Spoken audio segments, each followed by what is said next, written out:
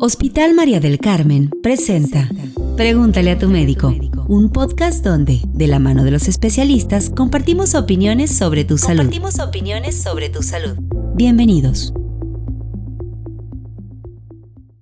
Hola, buenos días. Hoy nos encontramos transmitiendo desde el Hospital María del Carmen de Alta Especialidad en Gómez Palacio con el podcast Pregúntale a tu médico. Hoy abordaremos un tema de mucha importancia para todos los mexicanos, encaminado básicamente desde la visión del médico internista, como son las enfermedades crónico-degenerativas.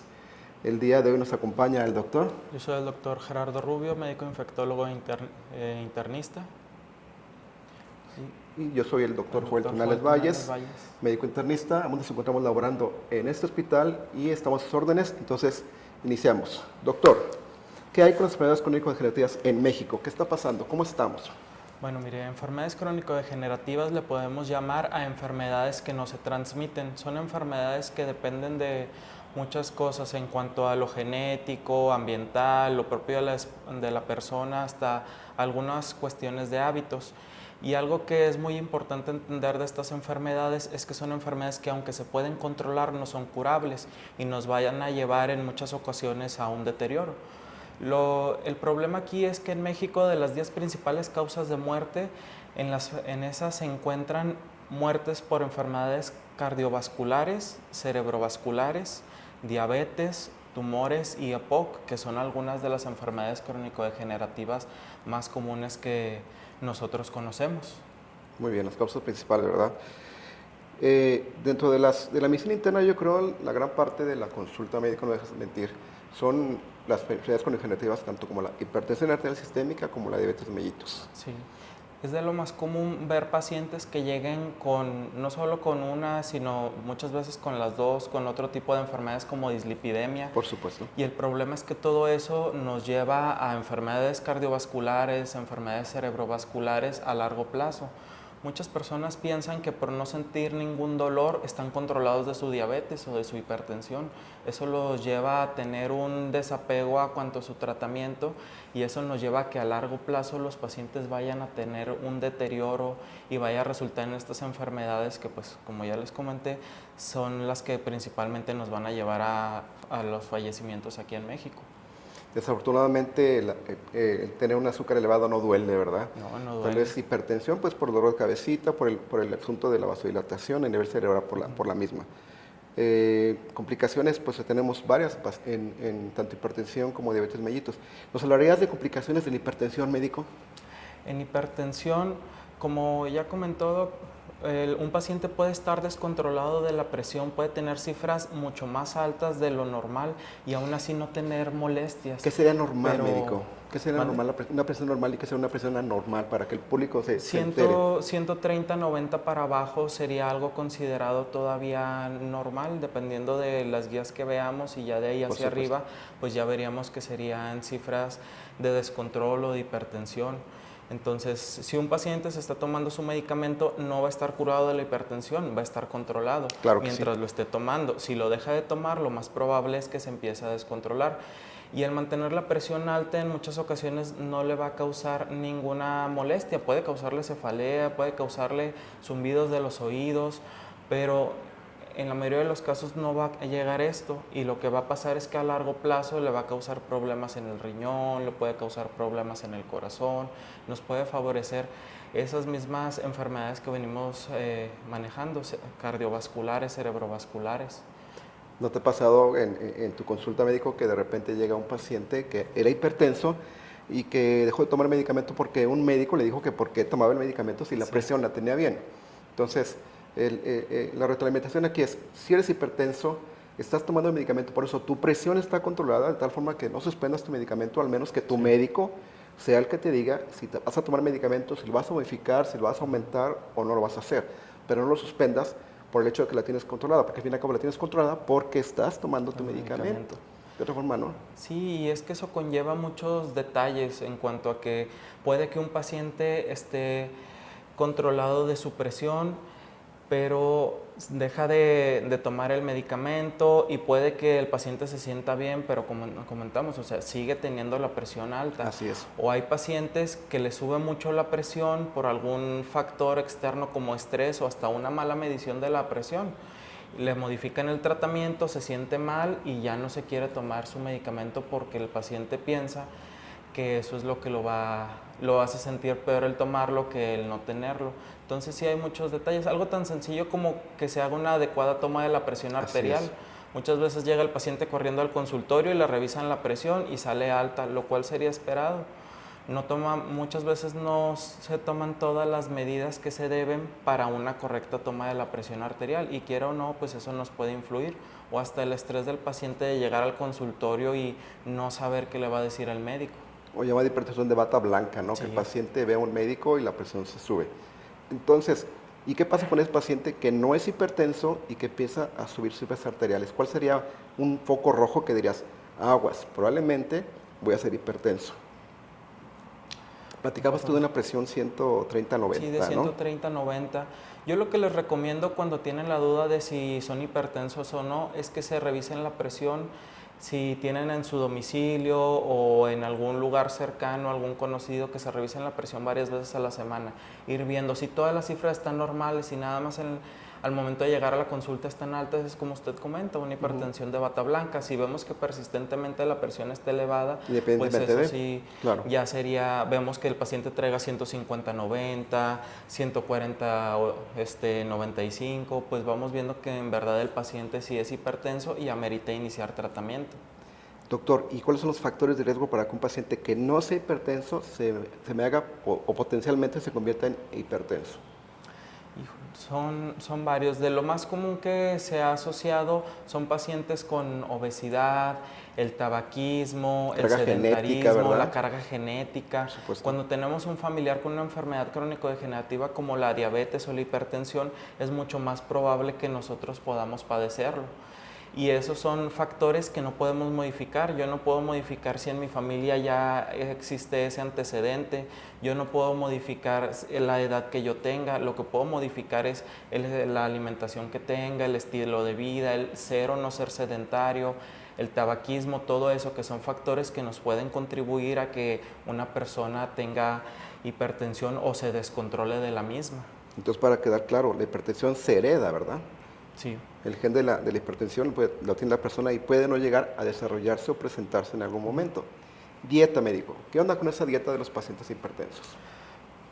Pues lo que se recomienda más que nada son dietas, como le llaman, mediterráneas, que son altas en verduras, en frutas, lo que son frutos secos, disminuir el consumo de lo que son carnes rojas, más carnes blancas como pollo, pescado, aceites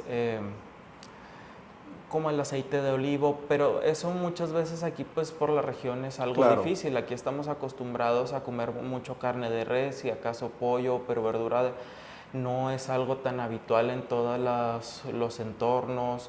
Igual los frutos secos, que son cosas un poquito caras en comparación a otro tipo de alimentos. Claro. Es mucho más barato salir y comprar en la calle unas gorditas que unos alimentos como una ensalada o algo así que sea algo más sano. Como comentamos, vemos 1,000 pesos de gorditas y ninguno o muy pocos de ensaladitas y eso.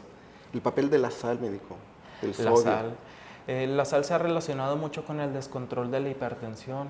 Entonces ahí sí se recomienda disminuir mucho lo que es la ingesta de sal, que sean menos de 5, de 2 gramos al día. Ahí la cuestión sería más que nada preparar la comida nada más con lo mínimo de sal y ya nosotros no adicionarle ningún tipo de sal o no comer alimentos que tengan sal agregada. Lo cual es muy difícil porque todo lo que es ya procesado suele tener altas concentraciones de sal. Por supuesto. Entonces, pues sí, eso es un poquito ahí problemático, inclusive porque en muchos lugares de comida nos dan lo equivalente a 1 gramo de sal y hay personas que usan 5 de esos en una orden de tacos y se están comiendo ya todo lo que deberían de consumir de sal al día. Y luego, desafortunadamente, amigos, si tú eres de aquellos que recién tu alimento lo tienes y ya tiene contenido de sal y aparte le echas más sal, que sí pasa, que son súper salados, estás cometiendo un error que te puede conllevar a tener como factor de riesgo hipertensión arterial sistémica y eso se va a ver repercutido en diferentes complicaciones como el doctor nos comentaba, básicamente cardiovasculares, ¿verdad? A nivel cerebral con infartos y a nivel cardíaco también con infartos. Sí, y el problema es que, o sea, esto se va acentuando, se va haciendo más alta la frecuencia de hipertensión con la edad, y también a veces las personas de mayor edad van perdiendo un poco el gusto a los alimentos y eso les favorece que estén comiendo más sal, entonces eso también nos puede llevar a un círculo vicioso. ¿Por qué el paciente cuando va creciendo, y nos referimos a la edad, tiene más tendencia a convertirse en hipertenso?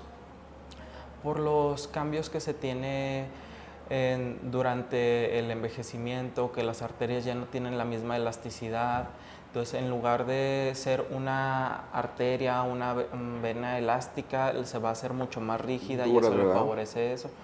¿Por qué? Porque suele haber calcificación en las arterias, que es lo que muchas veces nosotros vemos, y así como se calcifican a nivel periférico en brazos, en el pecho, también en el corazón. Y en el corazón cuando se calcifican, pues volvemos a lo mismo, nos va a favorecer infartos, o si se calcifica y hay cambios ahí a nivel cerebral, nos puede causar ahí también lo que comúnmente llaman embolias. Las enfermedades vasculares cerebrales. Enfermedades vasculares. Y la enfermedad renal también, que al fin y al cabo, como tú comentabas, la economía vascular se encuentra afectada y las dos, tanto la hipertensión como diabetes mellitus, nos causa insuficiencia renal por diferentes vías, pero ambas nos causan insuficiencia renal. Muy bien. En tu consulta médico, ¿cuántos pacientes hipertensos ves? Bueno, pues la mayoría de los pacientes que llegan suelen ser hipertensos, a menos que sea un paciente joven, ahí sí suelen ser, suelen no tener hipertensión, pero ya pacientes de 40 para arriba, la verdad es que es muy, muy alto. Estaba revisando las cifras de hasta la semana 23 del gobierno y aparentemente en Coahuila y en Durango, más o menos, en lo que va del año se han diagnosticado 7,000 hipertensos. Entonces son cifras bastante grandes. Igual de diabetes, más o menos vamos por esas cifras, y teniendo en cuenta que vamos pues a la mitad del año, lo más probable es que vayamos a diagnosticar el doble. Hipertensos recién diagnosticados, ¿verdad? Recién diagnosticados, más todos los que tenemos ya conocidos, que muchos de los hipertensos o de los diabéticos ya tienen sus enfermedades ahí, pero como nunca se han revisado, pues no se han dado cuenta, no se ha diagnosticado. Es algo que yo he visto mucho, el miedo en las personas. Tienen miedo de irse a revisar por el miedo a que el doctor les diga que tienen algo. Y yo siempre les comento que nosotros no les inventamos enfermedades. Quien va a la consulta, lo revisas y tú le pones nombre al problema que ellos traen. Por supuesto. Que muchas veces es un problema muy sutil y eso nos va a favorecer que el diagnóstico se tarde mucho en realizarse. Claro. Entonces, sí. Por eso tantas campañas que hay en cuanto al sector público de revisarse, diabetes, hipertensión. ¿Por qué? Porque es de lo que más nos está matando, porque es de lo que más aqueja a las personas, y como ya comentamos hace algunos momentos, no es algo que nos vaya a doler, claro. No es una artritis. Si fuera una artritis, yo la voy a valorar con dolor, una artritis reumatoide. Si es una diabetes, yo la voy a valorar con sus cifras de glucosa. Si es hipertensión, con sus cifras de presión arterial. Según lo que vayamos a ver si está controlado o no, vamos a requerir una medición distinta. Por supuesto, y son varias causas o son varias cosas que podemos hacer para tratar de retrasar la aparición de la presión arterial. Y si tienes presión arterial, pues debes de tener mucho cuidado con alimento, tomarte tu medicamento como el médico te lo indica, evitar alguna forma actividades o cosas que te pueden hacer que esto empeore, como tabaquismo, como alcoholismo, el sedentarismo. Entonces todo eso tienes que tener mucho cuidado para tratar de evitar que se te complique y llegues a una situación grave y seria, como ya recordamos, un infarto al miocardio y infarto cerebral, tanto hemorrágico, que es la principal causa, como isquémico, ambos. ¿Algo más que quieras agregar, médico, antes de irnos a un corte? Pues no, por el momento. Bueno, estamos en el podcast Pregúntale a tu médico, Hospital María del Carmen. Vamos a tomar un breve descanso, ahorita volvemos. Hospital María del Carmen Alta Especialidad. Cuenta con más de 30 especialidades médicas para beneficio de tu salud. Con una infraestructura de primer nivel, somos la opción de vanguardia y tecnología especializada en el área de urgencias médicas quirúrgicas, cirugía ambulatoria, tratamiento, hospitalización de corta, larga estancia y auxiliares de diagnóstico. Contamos con personal altamente calificado para atender tus necesidades, siendo un proyecto de alto impacto en la comarca lagunera. Hospital María del Carmen Carmen Alta Especialidad. Estamos ubicados en Boulevard Miguel Alemán 610, Colonia Las Rosas, Gómez Palacio, Durango. Contáctanos 8719-801515. Visítanos en www.hospitalmariadelcarmen.com. Continuamos en podcast Pregúntale a tu médico, hablando de enfermedades crónico-degenerativas. Básicamente abordamos en el segmento anterior hipertensión con todas las complicaciones, y hoy nos gustaría abordar un poco, un poco porque el tiempo es limitado, acerca de diabetes mellitus, que es uno de los puntos álgicos en cuanto a complicaciones, a incapacidades, a problemas serios, tanto económicos, que resulten y afectan a la persona implicada. ¿Qué médico? Es muy triste ver que un paciente termine ciego, vamos a definir las cosas, o decirlas como son: ciego, amputado médico, conectado a una manguerita para diálisis. Si en dado momento, cuando se hizo su diagnóstico, podía haber hecho las cosas como eran en cuanto a su tratamiento médico, ejercicio, su dieta, y tener una vida casi normal que los demás. El problema es el entendimiento que tienen de las enfermedades. Volvemos a lo mismo, no porque estés enfermo de algo vas a tener dolor. Hace poco me tocó escuchar a una persona en la calle decir: usted se ve muy bien, no creo que sea diabético. No, o sea, la diabetes no se va a ver, claro, la diabetes no se va a sentir en la mayoría de los casos. Muchas personas le atribuyen la diabetes a algún evento que los descompensa, pero probablemente la diabetes la traían ya de tiempo atrás. Entonces, ¿cómo vamos a diagnosticar la diabetes? Pues revisándose la glucosa. Nos vamos a revisar el azúcar en sangre y vamos a ver qué niveles están. Está más de 126 en ayuno, bueno, ya es criterio. Está más de 200, está más de 200 de glucosa, claro, en una toma al azar. Bueno, o sea, eso ya también me sugiere, y ya vamos viendo cuántas mediciones tiene, o si vamos a pedir algún otro estudio como la hemoglobina glucosilada, para ver que se haga el correcto diagnóstico. Por supuesto. Y como muchas personas le tienen miedo a lo que conlleva la diabetes, prefieren ignorarlo y dejar a un diagnóstico tardío, en lugar de decir: me voy a revisar, me voy a diagnosticar de forma temprana y no voy a llegar a todas aquellas complicaciones que usted refiere, de la pérdida de la vista, de que le tengan que amputar alguna parte al paciente, que termine en diálisis peritoneal, que si se tiene que tomar alguna de esas medidas como amputación o diálisis, pues es por el bien del paciente, pero lo ideal es no tener que llegar a medidas así de drásticas. Por supuesto. Me gustaría definir unos puntos importantes para toda la comunidad que al fin y al cabo no tiene los conceptos muy bien establecidos, y que probablemente están confundidos en cuanto al azúcar, aunque se habla mucho, no saben qué está sucediendo. Muy bien, nuestro cuerpo, como algunos organismos de todos lados, se manejan a través de caloría, de algo que te da energía, y eso lo asimilamos a través que se convierte en glucosa. Por decirlo así, son conceptos básicos, ¿de acuerdo? Entonces, comes, todo eso se convierte en azúcar, en glucosa, se va a tu torrente sanguíneo, y la insulina se encarga de agarrar esa glucosa que está en tus venas y meterla, ya sea a tu pulmón, a tu hígado, a tu corazón, a tu cerebro, para que lo use como energía. Muy bien, a donde sea necesario. ¿Qué pasa en el paciente diabético? En el paciente diabético, por ciertas circunstancias distintas, hay el problema de la insulina, que no es buena en calidad o en cantidad o en resistencia, y no agarra esa glucosa y la mete a la célula. Entonces, esa glucosa está en la sangre. Cuando tú te tomas tu glucosa, como el doctor decía, a través de Stroxis, si te sale alta, abusado, quiere decir que la insulina no está haciendo tu trabajo y que estás convirtiéndote en diabético o que eres diabético. El problema radica en que esa glucosa elevada va a llegar a los vasos de tus ojos, porque básicamente actúa sobre los vasitos, a tus vasos de los ojos, a los vasos de los riñones, del corazón, del cerebro, a terminales nerviosas, y te va a causar problemas serios. ¿Qué debes de hacer entonces?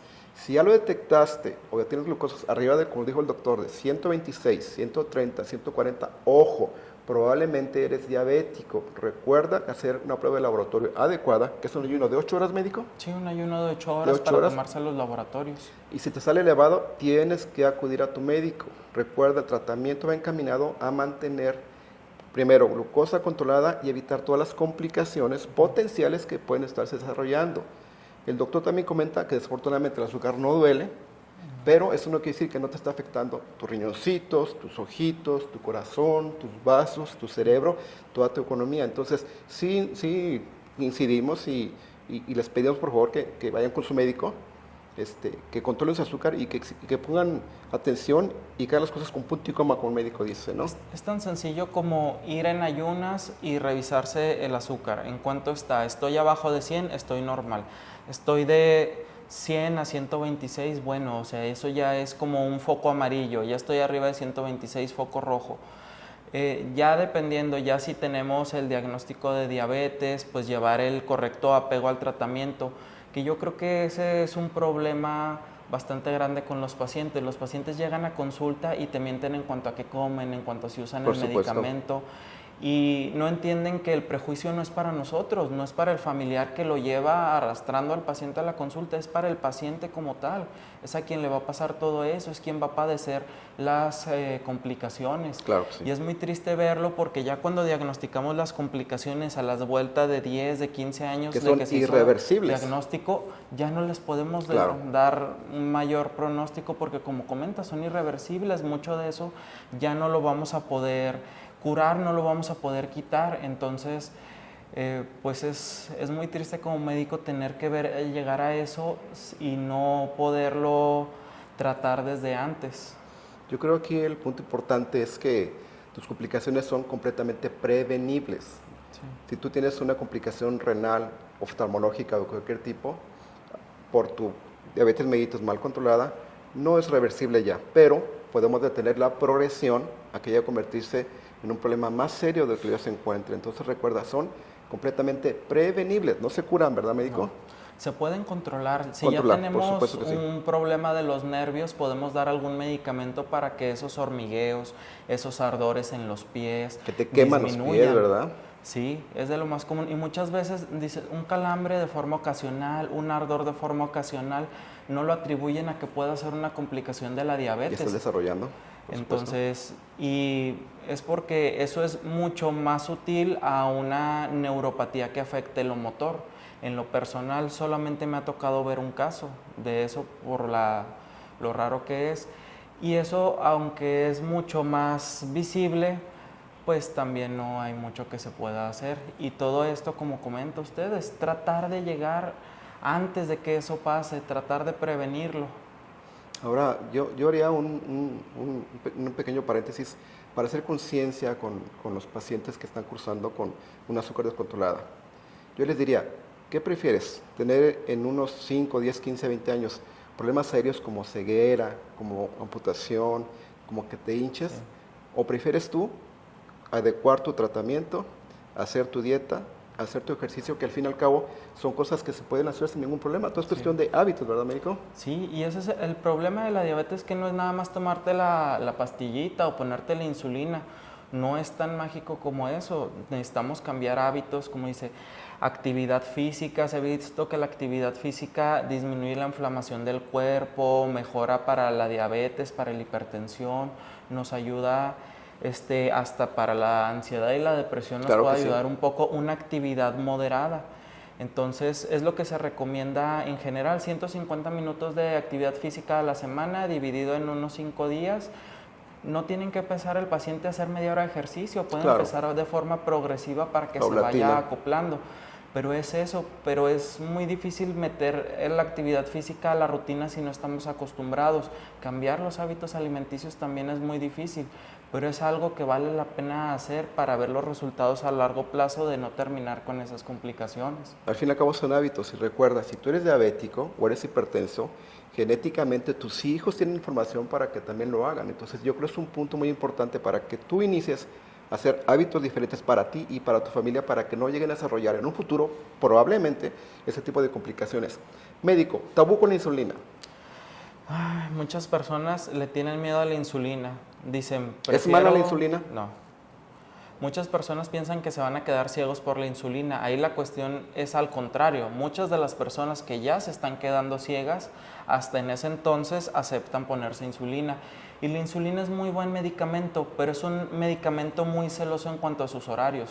La insulina, nosotros normalmente, como usted comentó, nosotros comemos algo, sube el azúcar en sangre y solito el cuerpo sube la insulina. Cuando nosotros la aplicamos, nosotros tenemos que siempre hacerlo de forma ordenada con las comidas. Recuerdo mucho el caso de una señora de unos 60 y algo años que se aplicó la insulina y llegó al hospital por una hipoglucemia, porque en vez de comer, que era lo indicado a sus horas, la paciente se fue a la iglesia, que para ella era algo habitual, pero deben de meter a sus rutinas los alimentos ahí en relación a cuando se ponen su insulina.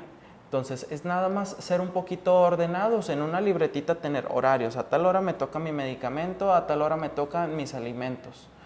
Y nada más llevarlo a cabo, y hay personas que lo llevan eso muy bien y que les va bastante bien en cuanto a sus niveles de glucosa, que están muy bien controlados, pero volvemos a lo mismo, o sea, es cambiar hábitos y eso es algo muy difícil para las personas. Fíjate, médico, que yo a los pacientes cuando les inicio insulina les digo, después de los alimentos. ¿Por qué? Porque pasa lo que tú dijiste, me pongo mi insulina, la insulina al fin y al cabo te va a bajar la glucosa, sí o sí te la va a bajar. Pero me lo pongo y me fui a la iglesia o me habló la comadre o me entretuve y ya no desayuné, ya no comí. La glucosa se te va a bajar y luego dicen, no, la insulina es mala porque me baja la glucosa muy feo, me siento muy mal y no se la ponen. No, es cuestión de que la apliques correctamente. ¿Qué onda con esa hemoglobina glucosilada? ¿Para qué nos sirve? ¿Qué es? Muchos pacientes he escuchado que les toca ir a consulta el día viernes y desde el día del miércoles empiezan a comer bien para engañar al médico. Por supuesto. Que volvemos a lo mismo, o sea, si me engañas a mí, yo no voy a ayudarte a que estés mejor. El engañar a tu médico, pues no, lo único que va a resultar va a ser en prejuicio del propio paciente. Entonces, mientras el azúcar puede variar, como ya decimos, si no hemos comido va a estar en un nivel, si ya comimos va a estar más alta, que es lo esperado. Después de ponerse la insulina, después de tomar el medicamento, en teoría tendría que estar en un nivel más normal, pero es muy cambiante en cuanto a las horas del día, en cuanto a esas cuestiones de la relación con los alimentos o el medicamento. Pero la hemoglobina glucosilada podríamos tomarlo como un promedio de cómo se ha comportado el azúcar en los últimos meses y ya con eso darnos una idea un poquito más certera de si el paciente está bien controlado o no. Que tampoco pues es nada más ver eso, porque a lo mejor el paciente no ha traído el azúcar tan alta en sangre, pero ha hecho muchos picos, que eso también se relaciona mucho con complicaciones a largo plazo. Entonces, en resumen, diríamos que es tu glucosa real de cómo se ha comportado en los últimos 3 meses. Independientemente de lo que comiste, no comiste, hiciste, no hiciste, tomaste medicamento o no. ¿De acuerdo? Muy bien. Nos queda poco tiempo. Médico, ¿algo que quieras agregar a la plática? No, yo creo que lo importante de las enfermedades crónico-degenerativas es que si tú tienes un problema, algún tipo de sintomatología, no tengas miedo de ir al médico a que busque la causa de ello. Aunque no sea algo que siempre se vaya a curar, es algo que se puede controlar en la mayoría de los casos. Entonces es mejor llevar un tratamiento adecuado y saber qué es lo que tenemos a seguir con el desconocimiento de qué hay en el cuerpo y enterarnos hasta que sea una etapa ya muy avanzada. Claro que sí. Te invitamos a que acudas con tu médico. Yo creo la persona que mejor preparada está para decirte qué tienes, qué debes de tomar, qué debes de hacer, es tu médico. Te invitamos a que acudas, no lo dejes pasar como el doctor dice. Nosotros estamos para servirte. Recuerda, lo que queremos nosotros es restablecer tu salud y ayudarte, lejos de afectarte, que eso nunca va a pasar. Entonces, soy el doctor Joel Tunales, internista. El doctor Gerardo Rubio, médico internista infectólogo. Estamos aquí en el Hospital María del Carmen, en Gómez Palacio, Durango. Y fue un placer haber tenido plática contigo. Espero que te sea de ayuda, crea conciencia y por favor no lo dejes. Saludos. Saludos.